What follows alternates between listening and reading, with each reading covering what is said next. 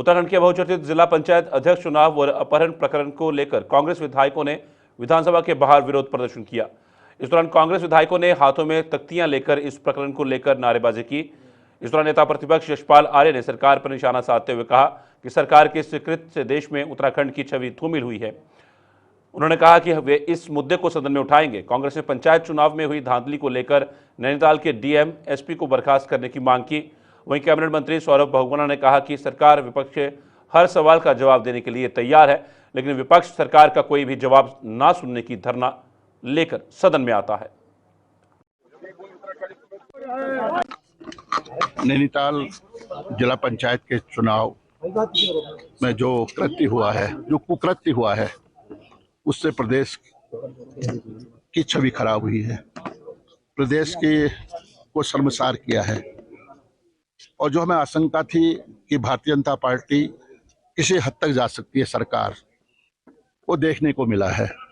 हमने कहा था कि शुरुआत से ही कह रहे थे कि सरकार सत्ता बल का दुरुपयोग करेगी, धन बल का इस्तेमाल करेगी, सरकारी मशीनरी का दुरुपयोग करेगी, और वो सच साबित हुआ। नैनीताल की घटना झकझोरती है, ये प्रजातंत्र पर हमला है। और जिस तरह से हमारे जिला पंचायत सदस्यों को 50-60 भाजपा के लोग दिन दहाड़े, जहां पर धारा 144 लगी हो, उन्हें छूट मिलती है, पुलिस मुकद्दर बना रहता है, तमंचे की नोक पर, तलवार की नोक पर उन्हें वहां से मारते हुए, पीटते हुए, घसीटते हुए ले जाया जाता है, अपहरण कर लिया जाता है।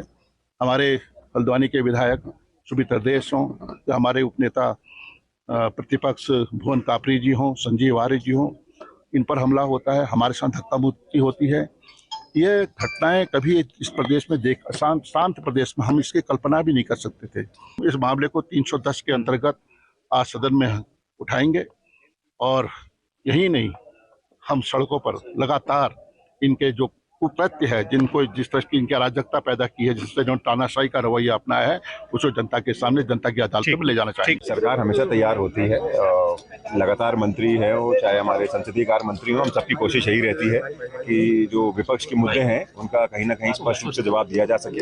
लेकिन मुझे लगता है कि विपक्ष इस धारणा के साथ सदन में आती है कि कोई भी सवाल का जवाब नहीं सुनना चाहती है, वो अपने मन की जो उनके दिल में जो जवाब है उसी को सुनना चाहेंगे।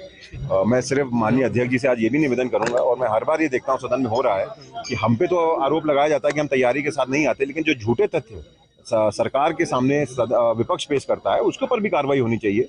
बहुत पिछले सदन में भी सरकार विपक्ष के माध्यम से बोला गया किसानों ने सुसाइड करी, जबकि पूरे उत्तराखंड में कोई एक सुसाइड का मामला सामने नहीं था। तो मेरा माननीय अध्यक्ष जी से निवेदन रहेगा कि जो नियम हम पे लागू